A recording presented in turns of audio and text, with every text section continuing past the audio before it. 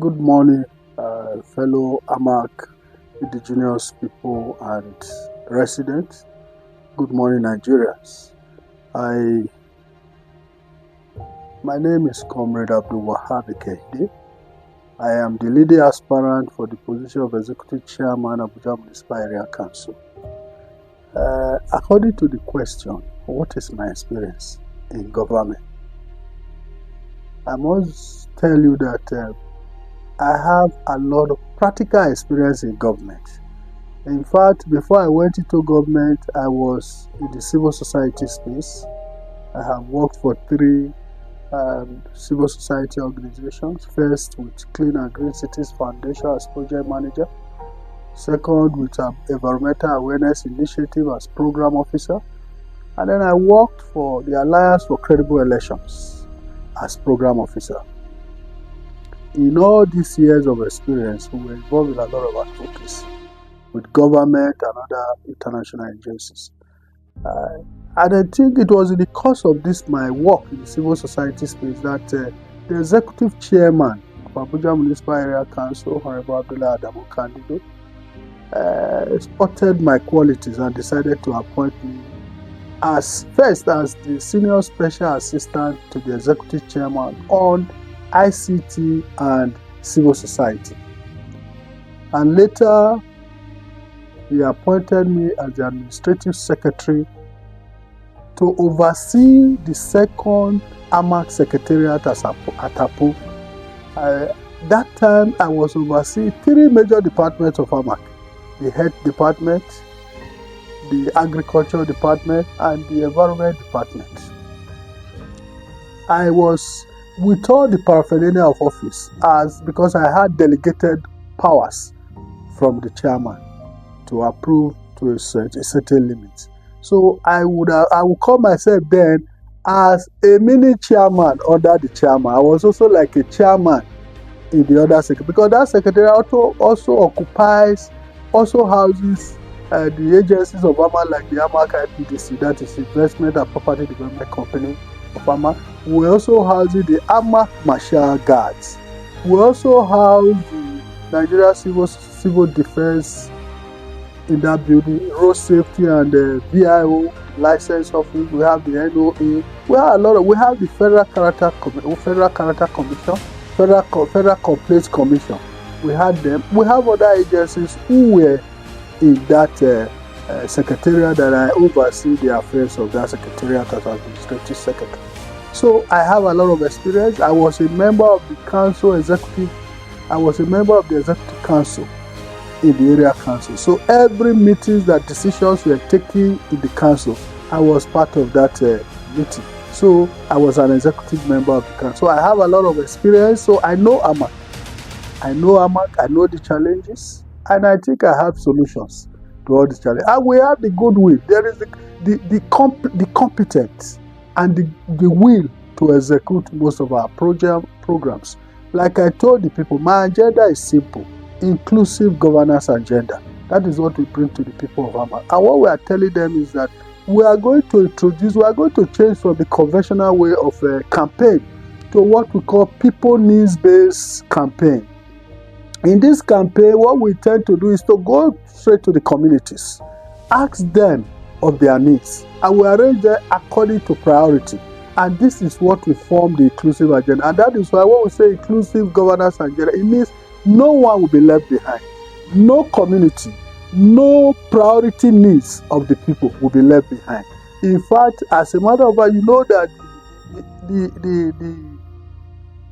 indigenous inhabitants of the Abuja have been clamoring for the democratization of the political and administrative structure of the FCT. As you know my background, I am an advocate, I am an activist, and I have been fighting for the people of the FCT. Not only AMAC, but AMAC in particular, because that's where we are. And I tell you that I have led a lot of struggles for the liberation of the indigenous inhabitants and residents of FCT to enjoy the dividends of democracy. We have participated, we have led a lot of advocacy on the issue when we're talking about how to give a ministerial, why the FCT should have a ministerial position. We fought for that, and at the end of the day, we succeeded. Today, we have a member of an indigenous inhabitant as a member of the Federal Executive Council, as minister, special duties and intergovernmental affairs. Our leader, Right Honorable Zafania Bitrus Chisalu, MFR. Today, we are not the only people. We join forces with other forces, other people to fight for this, and we achieved it. And then we also say that AMAC deserves a better governance. As I speak to you, our government is going to look at the programs and projects of past chairmen, and we will improve on them. We will sustain the ones that are good and that are beneficial to the people, and we will improve on them for the benefit of the people. We shall focus attention on education, health, ICT, infrastructure, environment. We will do a lot that will touch the people. That is what we want to do. We want to change AMAC. We want to make AMAC as a leading example, a shining light to all other area councils across the country. And a vote for Comrade Abudlwahab is a vote for prosperity, it's a vote for empowerment, it's a vote for happiness in AMAC. And I tell you, people will be happy to have me as the chairman of AMAC, because we will do things differently. Because, in the course of my advocacy work, I have realized that you need to measure impact. Whatever you are doing, you need to measure impact. And that is why I like the style of the Honorable Minister of FCT, His Excellency Barrister Nyesom Wike, because of the way he follows governance. He gives you assignment, he gives you timeline, and he comes to supervise and monitor your progress. And that is how governance should be. And that is why you put your contractors on their toes, because they don't lack what. And that is how we want to intend. That's how we intend to run AMAC. We want to have a Wike in AMAC. And that Wike is Comrade Abudlwahab Ekekhide, who will make sure that projects that are assigned, that are being approved, that are being awarded, will have a timeline to finish. And we will follow it, we will supervise, and we will monitor, not by sending appointees. I will go there by myself. I will see on the site. First, I will go and see for myself all the projects that I will approve. I will monitor them by myself. Sometimes even in disguise. Not to come as chairman, everybody will run. No, I will come by surprise. Pay surprise visit.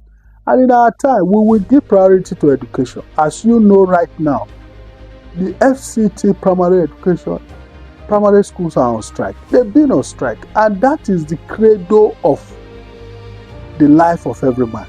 If you don't go to primary school, how do you go to secondary school? How do you go to university? How do you become a professor? How do you become a barrister? How do you become a doctor? That is the foundation of education. And if we allow it to continue to experience stagnation, then our future is in trouble.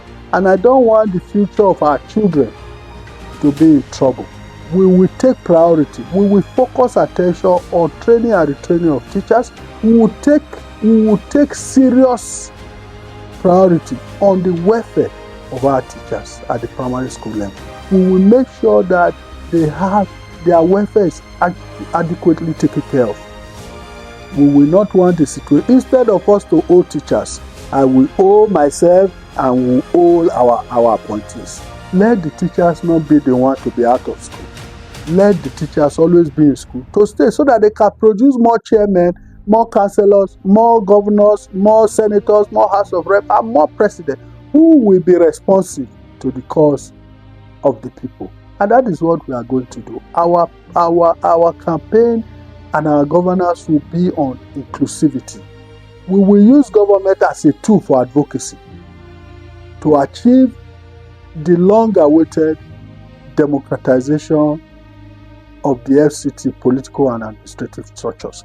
The Honorable Minister of FCT, His Excellency Barrister Nyesom Wike, has done some. The administrative structure has democratized it. As we speak today, an indigenous inhabitant or a resident of AMAC of FCT who is a civil servant can now grow to the level of a permanent secretary. And that's the highest level in the civil service. So today, he has democratized that process of the administration. We are talking about the democratic process now. We need to democratize it so that there will be a lot of choices will be open to the people of FCT, including AMAC. That means they will have a state house of assembly, they will have commissioners, they will have a governor who preside over the state, and so many other things. There will be directors of federal and different agencies.